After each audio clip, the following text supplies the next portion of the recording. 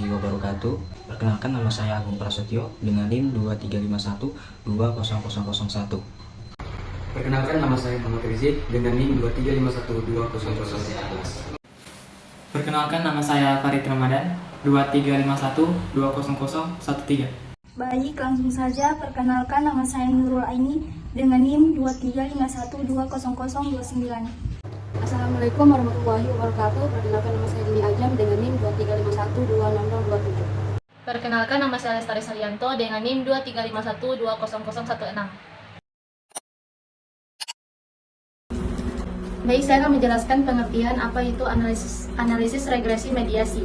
Jadi, analisis regresi dengan variabel mediasi digunakan untuk memahami bagaimana atau mengapa variabel independen mempengaruhi variabel dengan melalui variabel mediasi. Dengan kata lain, mediasi menjelaskan proses atau mekanisme di mana pengaruh X terhadap Y terjadi.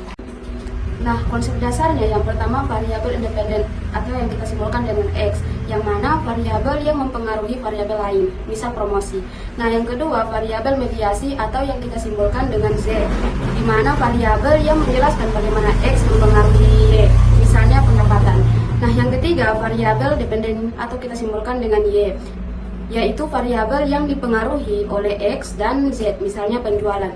Nah, contoh kasusnya, Mr. Slamet Waras, seorang manajer perusahaan jamu Bumetenan di Palu, ingin mengetahui pengaruh promosi terhadap volume penjualan yang memperhatikan pendapatan sebagai variabel mediasi.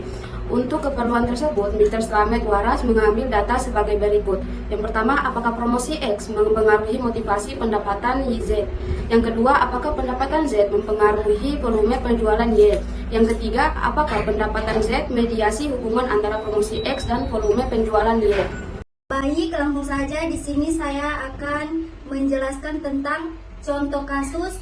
Step pertama yaitu X terhadap Y. Yang pertama kita ke SPSS, terus ke data view, terus ditulis X, variabel Y sama variabel Z. Terus dimasukkan datanya, terus kita ke variabel view, desimalnya diubah menjadi 0, labelnya diisi promosi, penjualan, dan pendapatan. Kalau elitnya itu diubah menjadi center, meusurnya diubah menjadi scale.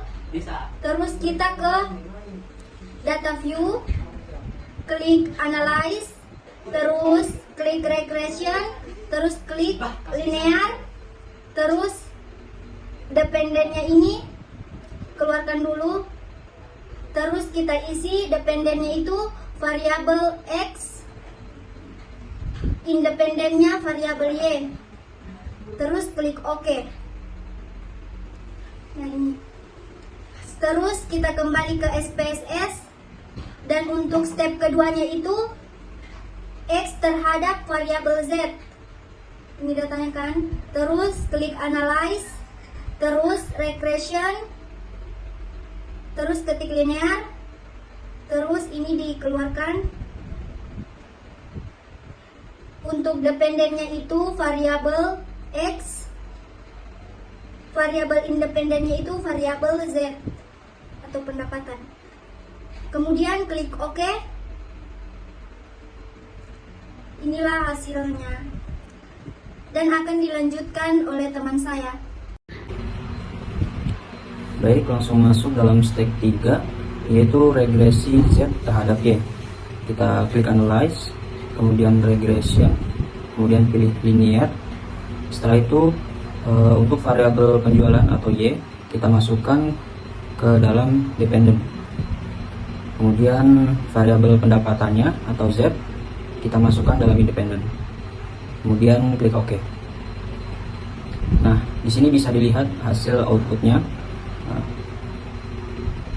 Nah, setelah itu kita langsung masuk ke dalam step 4, yaitu regresi X dan Z terhadap Y.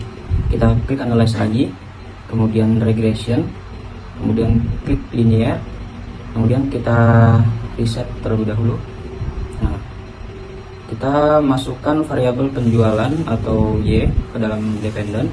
Kemudian untuk variabel promosi X dan variabel pendapatan Z kita masukkan ke independennya. Nah, setelah itu baru klik OK. Nah, ini untuk step keempatnya.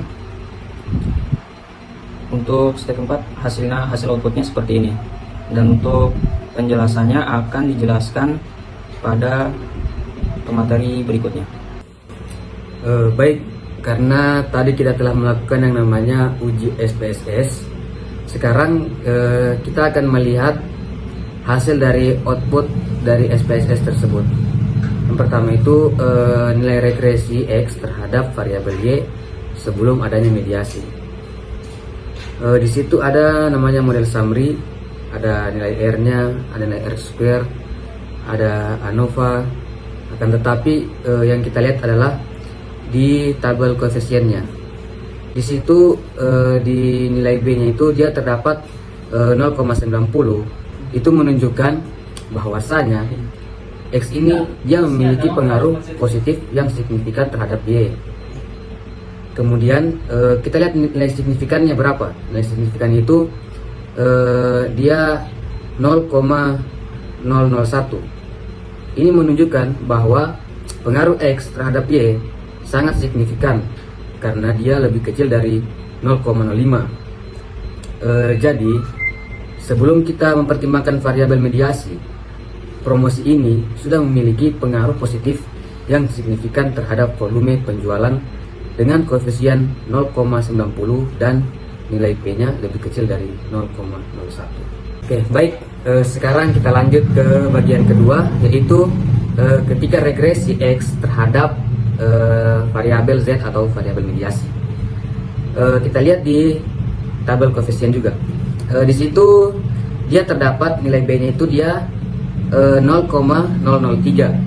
Ini menunjukkan bahwa tidak terdapat peningkatan untuk 1 unit pada promosi variabel X, dan variabel Z ini menurun sebesar 0,003. Kemudian nilai signifikannya sendiri setelah terjadi yang namanya mediasi, dia menjadi 0,991. Ini menunjukkan bahwa pengaruh promosi X terhadap variabel Z itu pendapatan sangat tidak signifikan, karena promosi tidak memiliki pengaruh positif atau tidak signifikan terhadap pendapatan dengan koefisien 0,003 dan nilai signifikannya itu 0,991 dan lebih kecil dari 0,005. Nah, selanjutnya regresi X dan Z terhadap Y. Nah, untuk pada koefisien X-nya yaitu 0,899 yang menunjukkan bahwa setelah pertimbangan Z, pengaruh langsung X terhadap Y pertama menjadi 0,899. Dan koefisien Z-nya itu yang nilainya min 0,101 menunjukkan bahwa Z tidak memiliki pengaruh signifikan terhadap Y. Sedangkan signifikan X dengan lebih kecil dari 0,001 menunjukkan bahwa pengaruh langsung X terhadap Y sangat signifikan setelah mempertimbangkan Z.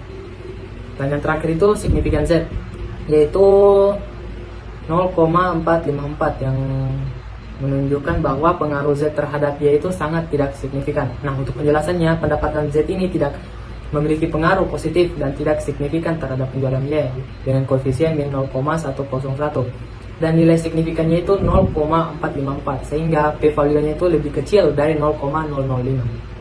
Sekian. Oke teman-teman, terima kasih sudah menonton videonya.